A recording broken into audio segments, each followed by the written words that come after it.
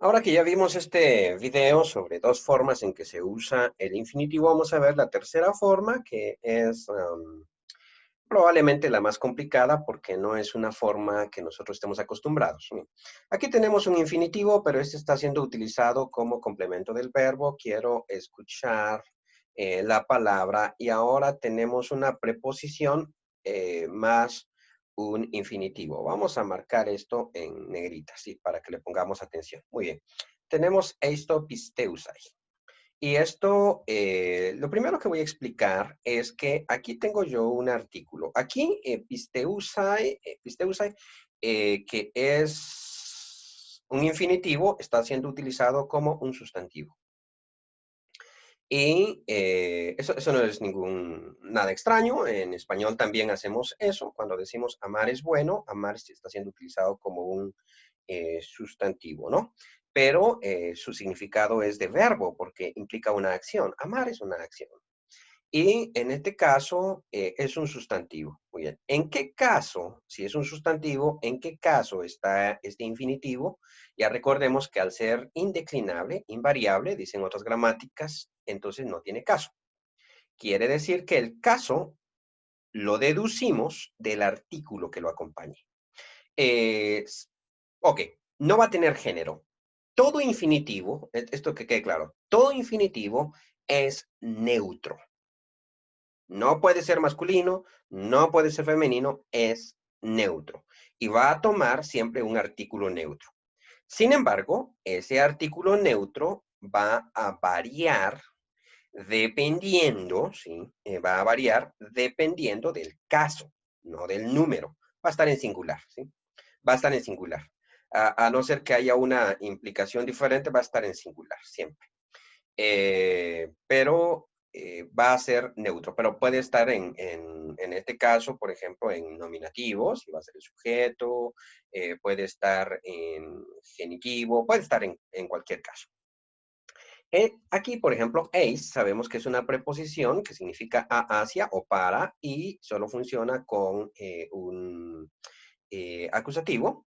Entonces, por eso ponemos el infinitivo en acusativo y cuando veamos esta combinación significa propósito. Lo vamos a traducir para, en este caso, para. Porque no estamos hablando de un lugar. Si fuera un lugar, como la casa, la mesa o lo que sea, entonces vamos a traducir como a hacia. Pero en este caso, como es una acción, entonces ace significa para, propósito, ¿no? Quiero escuchar la palabra para creer. Algo similar a lo que pasa en Hechos 2:38, ¿no? Donde dice para perdón de los pecados, aunque obviamente afesin, que está ahí, es la palabra que aparece, eisto afesin. Afesin no es un infinitivo, es un sustantivo, ¿no? Que significa perdón. Pero como perdón no es un lugar, entonces no es hacia un lugar y entonces implica propósito. Esto se deduce fácilmente, yo no sé por qué los bautistas se complican con estas estructuras griegas, son sencillas. Como es un concepto, creer es un concepto, entonces no puedo traducir hacia creer, sino para creer, que significaría propósito. El propósito se puede hacer de dos formas en griego, entonces al momento lo hemos visto. Hina más subjuntivo, vamos a traducirlo a fin de qué. ¿Se podría traducir para qué? Sí, pero no lo vamos a hacer porque multiplico mucho las oraciones en los ejercicios. Y eso es mucho trabajo realmente. Y no tiene sentido. Es mejor aprenderse una forma estricta y luego cuando esa ya está aprendida, variar un poquito. Pero primero ser estricto en el aprendizaje. Entonces, hina más subjuntivo, ¿a fin de qué? Eis más infinitivo, vamos a traducirlo como para. A fin de no es tan necesario. Entonces lo vamos a traducir como para, simplemente, para que lo distingamos. Pero es una forma paralela de hacer propósito. En este caso, entonces, traducimos la primera. Quiero escuchar la palabra de Dios para creer. Veamos la segunda.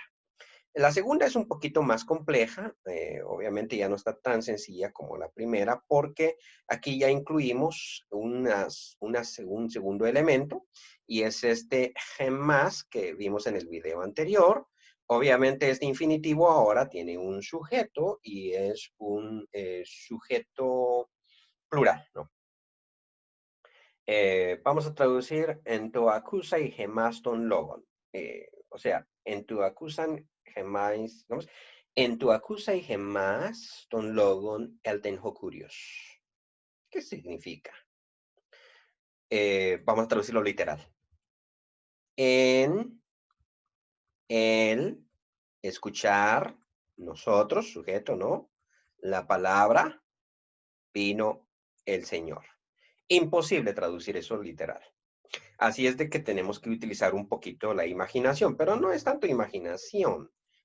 Ton no lleva este acento. No es tanto la imaginación, sino es un poquito de ingenio, ¿sí?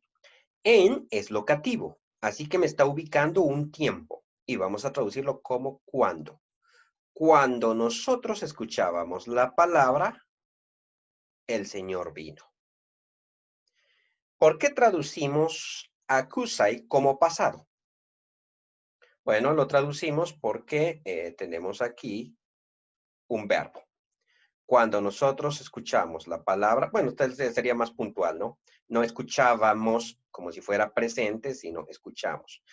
No sé por qué lo miré presente. Entonces aquí sería, cuando nosotros escuchamos la palabra, el Señor vino. Como un llamado, ¿no? Como que el Señor gritó o algo por el estilo. Cuando nosotros escuchamos la palabra, el Señor vino. Pensemos en otra forma. Cuando nosotros escuchamos la palabra, sí, si estuviera en presente, lo traduciríamos cuando nosotros escuchábamos, o mejor vamos a utilizar siempre con el presente con el verbo ser o estar, ¿no? Cuando nosotros estábamos escuchando la palabra, el Señor vino. Creo que suena más elegante y lo vamos a dejar así. Si fuese presente, los presentes van a ser más raros, más va a aparecer el aoristo. Entonces, cuando nosotros escuchamos la palabra, el Señor vino. Mi primera traducción fue errónea porque dije cuando nosotros escuchábamos imperfecto. Y realmente no se puede traducir un aoristo como un imperfecto. Si fuera presente sería una traducción lógica. Cuando nosotros escuchábamos la palabra, el Señor vino. Pero lo que me interesa aquí no es tanto eso, sino que ustedes noten que en tú vamos a traducirlo como cuando, porque de otra manera no tiene sentido. ¿Cuándo? Porque es lo mismo, realmente. Si lo traducimos literal, la misma idea. Y lo mismo vamos a decir, por ejemplo, con, ok, ¿qué pasaría si nosotros tuviésemos aquí, en vez de el ten, tuviésemos un presente? Entonces traducimos la cláusula dependiente como presente. Cuando nosotros escuchamos la palabra, el Señor viene. ¿Ok? Pero como está en aoristo, entonces es cuando nosotros escuchamos la palabra pasado. Es que escuchamos puede ser presente o pasado, ¿no?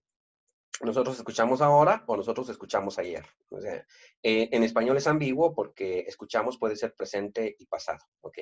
Pero el tiempo del aoristo, digo, el tiempo del infinitivo o de la cláusula que tiene el infinitivo va a variar dependiendo del verbo principal, que es este que estoy señalando. Él es el que va a marcar el tiempo, ¿sí? Cuidado con eso. Y lo mismo con cualquier otra.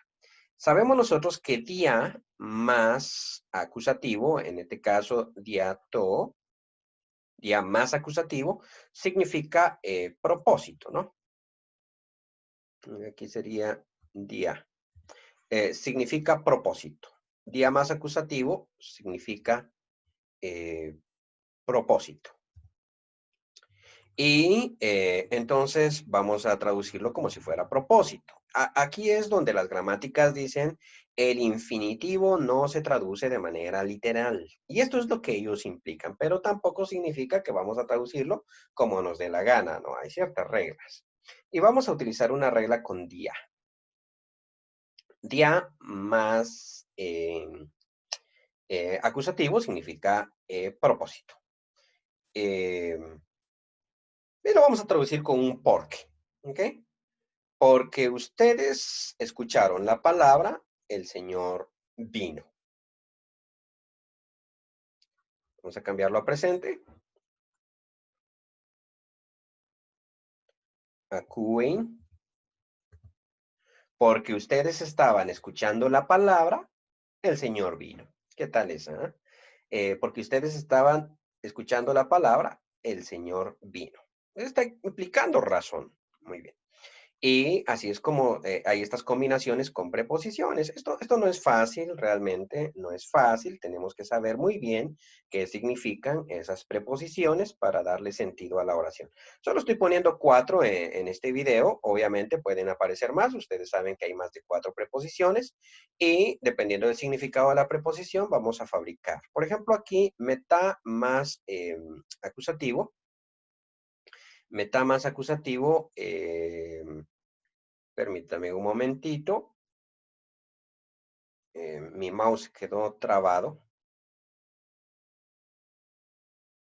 Ok, por alguna razón este mouse no me ha estado funcionando recientemente y se queda trabado con mucha regularidad aquí. Ok, ok. Este mouse está loco realmente. Bueno, meta va a significar, con acusativo, va a significar después de. Entonces vamos a traducirlo literalmente. Después de escuchar yo la palabra, el Señor vino. Muy bien. Vamos a traducirlo entonces no literal. Después de que yo, porque me está en acusativo y por lo tanto es nuestro sujeto. Entonces es después de que yo escuché, ¿esto está en primera persona? Bueno, sí, el sujeto me marca en qué persona debo traducir acusai. Entonces, después de que yo escuché la palabra, el Señor vino. Les he puesto 4, pero, y no les pongo todas realmente, porque para mí no tiene mucho sentido hacer eso. O sea, poner todas las posibilidades, ¿no? Porque esto puede variar de versículo a versículo bíblico. O sea, lo que yo les enseño no siempre se puede aplicar a la Biblia y es mejor que ustedes desarrollen la habilidad de pensar por sí mismos esto. Y cuando aparezca una preposición que no marqué en este video, en los ejercicios, traten de hacerlo, ¿no? Y alegrarse si le pegan, porque significa que están usando bien la lógica.